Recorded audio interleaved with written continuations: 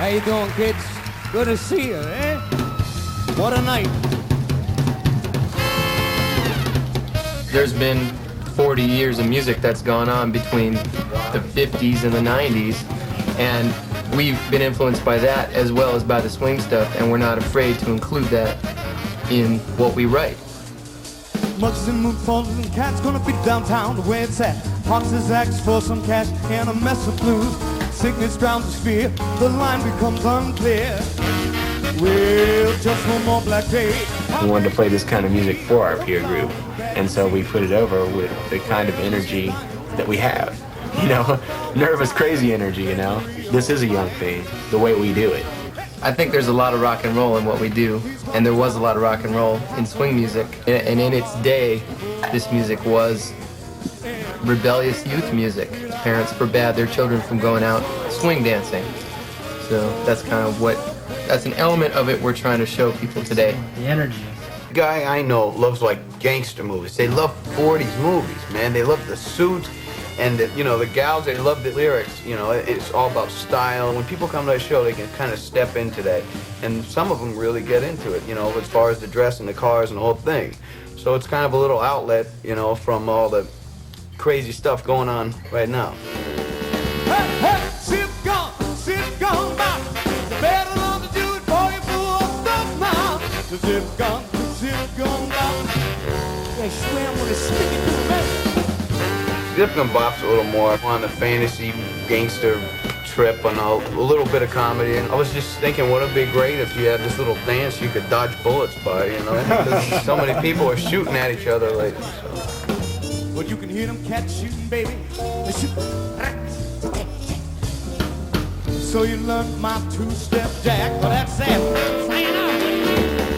Hey, hey, zip gone, bop. Better not to do it for you fool stuff now. Zip gone, bop. I guess the biggest element that takes us into contemporary times is, I think, the subject matter of a lot of songs. Might be historically based in a retro situation, like Hey Pachuco was written about Zoot Suit riots. It's very much a racially motivated thing, sort of using historic situations to exemplify something that really probably hasn't changed or gotten any better. This next number, this is about Hollywood. But it's not about like movie star Hollywood. This is about living above Hollywood Boulevard. And there's a lot of shit that goes on there. It's called Trouble in Tinseltown.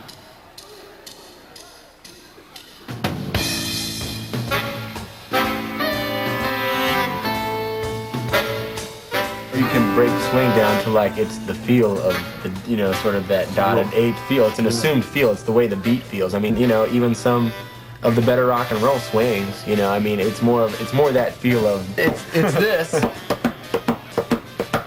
as opposed to this.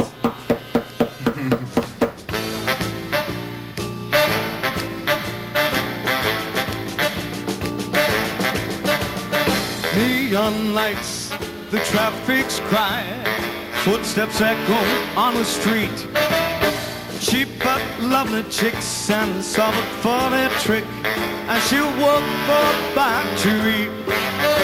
So where is all the glamour? Where's that lovely starlet's kiss? But out in TV land, they dream of Tinseltown. But I'll tell you just what they miss. Hustle roll, the big cop stroll in a city where the night runs deep. Well, it's city bars, cats and lowered cars, Hollywood wild lovers sleep. I think just all of our own personal, individual experiences and the music that we've all listened to. Different paths we've taken adds to the feel of it, and I know the arrangements are very dark. It's got an edge to it, It's kind of what separates us from every other swing band. Someone watches their late night show, dream of being hip on Sunset Strip. But I'll tell you what they don't know. They don't know Jack, baby. I was getting into more the retro side of rockabilly and, doo-wop. And it seemed like there was just set patterns. You could have a rockabilly band, or you could have, like, some kind of 50s takeoff group, and there was no getting more towards the swing style. That wasn't being touched on. I didn't want to be limited either by the style that I could play, and I knew that swing and jazz had more room. Beyond the sea. Another thing about what we like to do, and the entertainment side, it's not only the dress comes with, people go out, they want to be entertained, you got to look sharp, man. Too many guys go out with their butts hanging out, their blue jeans. That's already been, this has been done, but it's something that in general is appealing to everybody.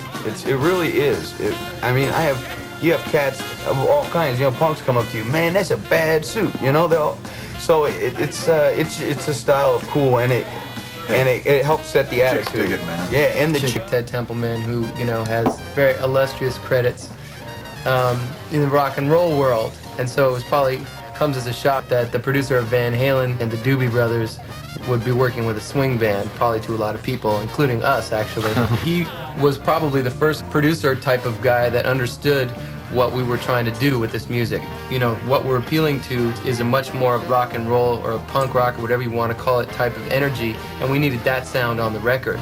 And so he really understood that, and fortunately he also saw that it didn't matter that we didn't necessarily fit into this category or that category, that we just did what we did. And he went, good, this is good, let's make a record. Well, if you're digging this number, baby, you're out of luck. If you're liking that guitar playing, you're out of luck. Hey, hey. But since you like it, you must love to walk right in. Walk right out. Although we got this following out here on the West Coast, what was really exciting was to play in Monroe, Louisiana, to, an all-ages show. And probably people there had never heard of a lot of these artists that we draw from, had never seen people dressed like this, and they loved it. They freaked out on it. And everywhere we go in the country, people are digging on it, regardless of whether they are part of our scene or not. And that's what's really exciting for us, is to just go out and do what we do for people everywhere, and to get the kind of response we've been getting. That's the best positive sign for the future, I think. Yeah. It's like, what is our scene anymore? Our scene is people that dress to the nines in suits, and then there's our scene that's a bunch of snowboarders, and then our scene's a bunch of screaming little 16-year-old kids, and our scene is, depends on where we are in the States is what our scene All America is. loves Rail Crown Review.